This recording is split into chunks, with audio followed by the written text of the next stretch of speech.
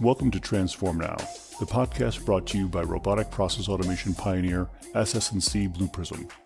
Digital transformation has the potential to reshape the way companies service their customers, engage their employees, and manage their operations. Whether you're looking to develop strategies, tactics, or best practices to positively impact the future of work, or you're curious to see how other companies have successfully navigated their digital transformation programs, then this podcast is for you. We're here to help you transform now.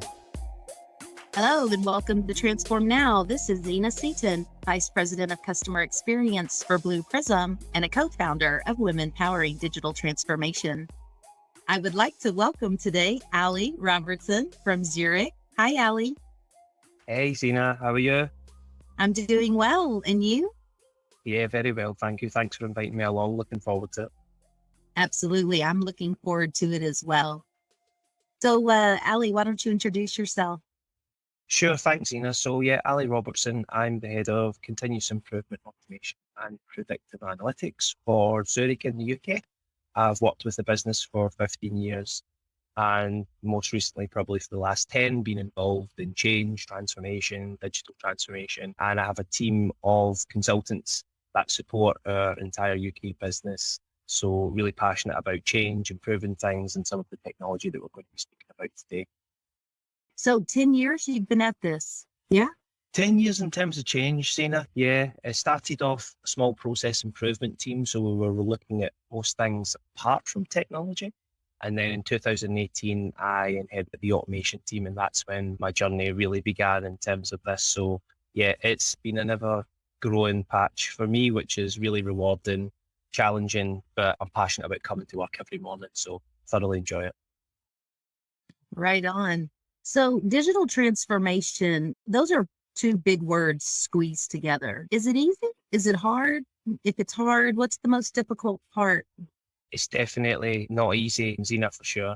I think often when we talk about some of the challenges, what comes back to me when I'm sharing with other countries who are maybe starting to get on their journey is one of the challenges is just getting going. There's an awful lot of time spent sort of thinking about what you should do and how you could do it and having the perfect plan. And often it's about just starting somewhere. Again, business case are important for sure, but in the current world, we need to have the agility to also try things and to give things a go. So I've certainly seen, areas and countries that have sort of stop-started. It's been on, we've really tied ourselves in knots about getting going. So, I've seen the hurdles of that numerous times, and I think it's like start somewhere, and if it's not perfect, change it. So that's one for sure. Another one that I think can sometimes get in the way is, we're so excited by new and shiny things. And, in roles such as ours, I'm sure, that you do as well, you get numerous people contacting us every day about literally everything under the sun when it comes to technology and digital transformation. And it can be quite overwhelming, and it can be quite, you're not sure what the right tool is for the right problem.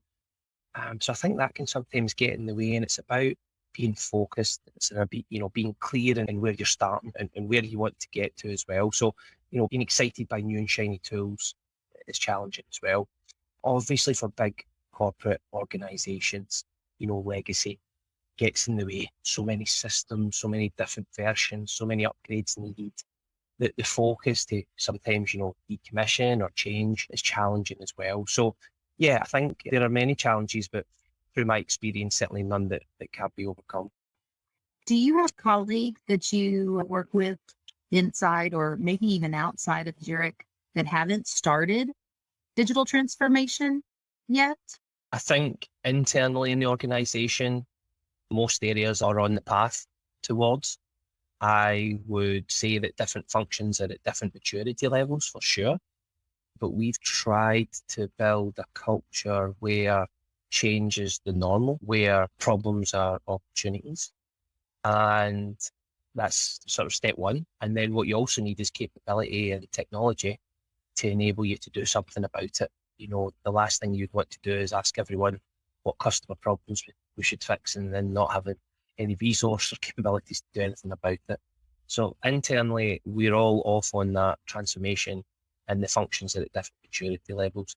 I think externally, ultimately, we don't really have a choice but to start. It's what our customers expect. I do spend quite a bit of time talking to competitors or talking to people in other financial sectors as well. I've certainly found that I can learn a lot from them, Xina, because a problem shared it is good. So I don't shy away from that. So speaking to banks, speaking to other insurers and seeing where are you in your journey? What was your challenges? What did you do about it? You'll actually find that most people are quite open about sharing about it. Obviously, there's certain things that we can't share, but I really enjoy speaking to other people in the market and also completely away from our sector. So financial services, it's many things are much the same, but also speaking to companies in, manufacturing, the health service, retail, you can always learn because ultimately many of these organizations are dealing with the same customer problems. How can we do things faster? How do we do things with better quality? So I would say, everyone should be off and running. Internally, we're doing quite well, and I always learn from speaking to others. So that's pretty much where we're at the moment. So you mentioned customers and customers' demands, expectations that are really helping to drive your digital transformation. So when I hear you say those words, I interpret that it's giving you a competitive advantage because in some regards, your competitors are either ignoring digital transformation or they're behind you, or they're just not equipped culturally yet to make it happen. So what kind of competitive advantage do you feel Zurich is getting because your competitors might be behind or ignoring digital transformation? Well, I think probably a couple of things. The first one I would say from a career point of view and what we've worked really hard at over the past 4 or 5 years particularly is making insurance or Zurich an attractive place to work. There may be, a stereotypical, view or perception that, it's old and it's cloggy and it's boring and we're a Swiss company, so it must be even more, boring. But actually there's a lot of really exciting careers in insurance. And certainly as someone who started in a claims function, speaking to customers, my career has evolved over the last 50 years, like multiple different ways, multiple different times, and that's been really rewarding. So I think the first thing in terms of competitive edge is trying to make it attractive and trying opportunities that will attract talent. That's one for sure. I think another one in terms of advantage is the more that you sort of simplify, automate, digitize, ultimately the more data that you have at your disposal. And in our sector, that's really important when you're talking about customers' risks. You're talking about, people's livelihoods, people's property. And that's very important to have a lot of good data that can tell a story. Should I write that risk? Is that something that we should look closer to? Is that something that we should put more focus or effort into? So just using the multitude of data that you have to your disposal to the customer's advantage. So we have a commitment internally that says that we'll keep our data safe and we'll keep customers' data safe. We also have a commitment to not use it for it that we shouldn't.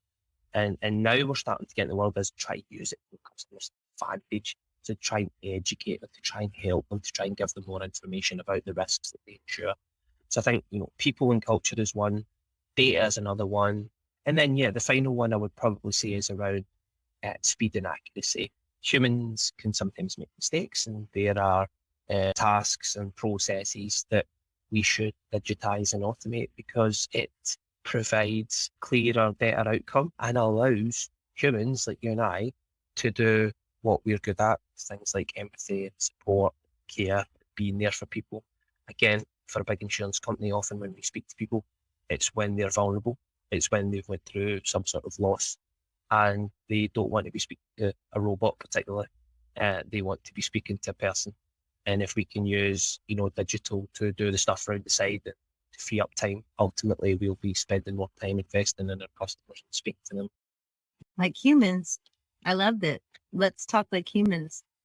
So one of the things I'm most interested in is delivering digital experiences that are on par with those physical experiences. And you mentioned, dealing directly with customers. They want to speak with a human at times. How are you using data to understand how to personalize that experience and when to deliver a digital experience that's on par with the human experience versus routing them to get that empathetic, human on the other end of the line who can talk to them? Yeah, no, great question, Zina. So I can think of a few examples, particularly in our claims function recently. So we obviously, the customer, when they take out the policy or insure with us, the next time that they hope they never need to speak is, but the next time they need us when they need to report a claim. And again, as I said earlier, often they're looking for support and to be put back in the same financial position. And there are many claims that in an ideal world should just be paid efficiently and quickly. Quick decision, quick payment. And so we are using digital assets to enable us to do that. And it might be only minimal information, customer, and we don't have to have that touched by, an expert with many years in insurance. It's a very simple claim which could be quickly. So to your point, triaging the straight through claims and paying them quickly and efficiently in a manner that impresses the customer. And then for the things that are more big and complex, of course, they take a bit more time. They need more people involved. They sometimes need third parties involved. So just trying to segregate those claims and make the quick decisions, the quick outputs to the customer is really impactful. Another sort of benefit of it and what we've tried to do is, I'll give you a simple example. We often get sort of phone calls on your mobile or your home telephone, you're not sure who it is, and you'll say to your partner, it's another salesperson. And often these are ignored, and sometimes that can be a really important call. So something that we rolled out recently was something called Hello Zurich, which basically is a personalised video call from someone in our claims team. And it identifies to the customer that it's Zurich calling, so that rather than just hang up on it or put it on silent or put it to the side, you might, it's another unknown number or withheld number. And you can actually interact with that claims handler in a much more personable, empathetic way, as opposed to, sending an email or posting a letter through the phone. So trying to utilize technology, as you say, when the time is right, having that personal touch versus when it needs to something needs to happen, using technology to make it happen quickly and efficiently. So yeah, trying to establish the customer's need and then trying to tailor a solution that best meets that is what we've been trying to embark on. Do you find with digital transformation and the work you're doing that you've been able to move more decisions, the type that you just mentioned, from people and humans and into, let's call it the machine, leveraging artificial intelligence and machine learning? You have examples where they're making decisions.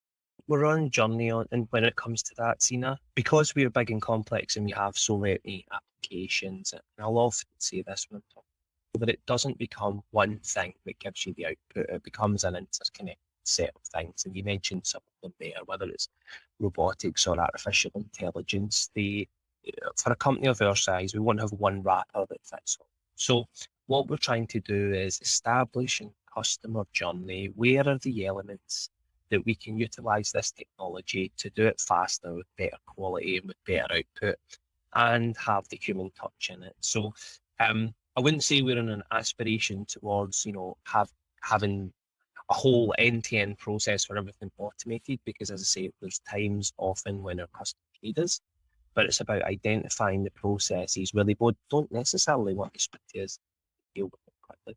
I also think on that point, again, the generations as they move and come along, and we both know this, that kids and the teenagers growing up, like, they want to press a button and get an answer. They want to send an email and get an instant response, and so everyone expects much quicker response times. Whereas my mum, she was down staying with me for the last week on holiday, she's more than happy to sit and type up a letter, post it in the post, wait for a response. So I also don't think that it's one size fits all for the different customers that we have as well. So it's identifying the person who does want to write by letter, that's also okay. But similarly, we need to acknowledge that there's a generation up through that don't want to interact like that. So it's about, in your toolkit, having the right tools to pull on depending on the customer. So yeah, I would say the machine or machines play a big part in elements of it, but ultimately at the end of the day, we are a customer-based insurance company. We'll be forever speaking to people and doing business in that way. So yeah, that's how we've been moving through that journey. That's great. And I think personalization is exactly what you just described, right? Using Yep. your data and what you know in order to deliver the experience that specific customer is hmm looking to have with you. I know when people start this digital transformation journey, often what they're after is internal efficiencies in their business. They're looking to optimize, reduce cycle times, improve accuracy, reduce errors, all the things that you mentioned. I think in some cases, they're also wanting to help those employees, right? Free up hmm their time, reduce that mundane task. And at the end, where you are now, you're looking at very different things. You're looking at the customer's experience, the ability to personalize, letting that employee use their creative or empathetic skills to deal with customers. Are you doing any measurement in that area now that you've matured to that point? Are you looking at employee and or customer net promoter scores? Are you looking at CSAT? Are you looking at these kinds of things now? Yeah, we do all of those, Zena. So just to pick off a few of them. So on our net promoter score with customers, we over the last 3 or 4 years have been in a big journey towards getting more of it, because ultimately the customers can help mold our propositions and our processes of the future. So we send those net promoter surveys as often we can across all functions. And I'll give you a really cool example in terms of digital transformation. In one of our particular business areas, when we ask for the survey to complete it, and the customer acknowledges it and does it, whether it's positive or constructive, we automatically, using automation, send out, we acknowledge to them that we've received it and that we will utilize that proof. And we also plant a tree, because we're really big on sustainability. So all of a sudden, rather than going from chipping away at our processes, we've built process and a proposition to not only get feedback from the customer and then measure it, do something about it, but also maintain our sustainability commitment to the environment. And I just think that's a really very different example of using automation than, as you say, chipping away at inefficient bits and processes. So we do that, and that's a cool example that we've got for customers. Internally, in terms of employee net promoter score, because we've spoke about it in other sessions, but through digital automation academies, where we take people from traditional roles of the past and reskill them and upskill them in these sort of things, we will do monthly feedback on how that journey is going for them. And again, for the program to be successful, we need to be constantly feeding in that verbatim from the people who are going through the courses, etc. And that's really powerful. And just last October, we collated all the feedback from the people in the academies and submitted it for an award, which we won, which said this is the best place to work in digital for large organizations, which was massive kudos to the program and the people going through it. And why do I think that we won it, Tina? Because people are reading testimonials from the individuals themselves. Not because of what I said, what we wrote on a piece of paper or what we said we were going to do, but actually how they were feeling. So yeah, we're using automation to gather more feedback. We're using automation to keep our sustainability commitment. And when we are reskilling and retraining our own people, we are making sure that their feedback is heard, and then molding the training modules and the academies that we're building based on their feedback. So absolutely, it's top of our agenda, and that's what future propositions should be based from. You certainly have come a long way in the 5 to 10 years that you've been at this at Zurich. And I know that there's some companies and some listeners out there who have started to dabble their toe, but they're not really doing digital transformation quite yet. What would your advice be to those individuals as to why they shouldn't wait any longer, even though they might be looking at their list of priorities and saying, no, this falls to number 6 and we just can't do it this year? Well, the first one is, it's now what customers expect. There will be a large proportion of customers, whatever sector you're in, that would expect and want you to deal in a digital manner. So that's the first thing. And ultimately, companies and organizations that don't change and move with times, we see many examples in many places, they will end up folding. So I think customers' expectation is one. The second thing, again, I'd be interested to know what the other priorities are, because I believe if you set this up properly and you have these assets at disposal, that it will help you deal with some of the forthcoming challenges that might happen. Take the pandemic, for example. I'm absolutely sure there's many companies that would say that having some of those capabilities that we're talking about today, it catapulted them forward, and they were able to react to the fact that the world was shut down, that people weren't in the offices, that people couldn't go to banks, because they had some of these assets to enable us to continue to communicate, to deal with their work. And I'm very proud that during the pandemic, Zurich stayed open for the entire time. We furloughed no one. We did not shut our phone lines. We did not respond to anything. We stayed open for business. And that wasn't just people that done that. Of course, there was lots of people behind it, but there was also technology, and there was also digital assets which we could pull on. So that's really important. And I'm sure that lots of companies have examples from the pandemic where it's helped them, for sure. Yeah, and probably final thing is, it creates exciting careers for people. I'll give you another example since it's in my head. Previously our graduate intake, where we hire graduates each September, they would typically always do insurance exams, which I've done some myself, are quite exciting. You learn a lot from them. But we've also got other careers other than pure tech insurance. So in the last few years, we've seen people come in and do apprenticeships on and graduate programs on data science, on intelligent automation, on change. And, if a company embarks in a big way down this path, you will naturally attract talent, because there are people studying in universities and doing apprenticeships on these sort of topics. And if you don't have those roles available, then, you'll be left with the same sort of talent that you had, 10, 20 years ago. So I also think the final part is, the organisation is only as good as the people that's in it.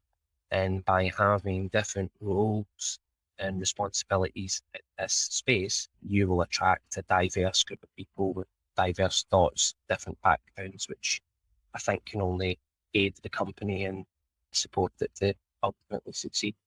Yes, I think it's interesting that we're now starting to see some of these programs in your later stages of education, I'll say.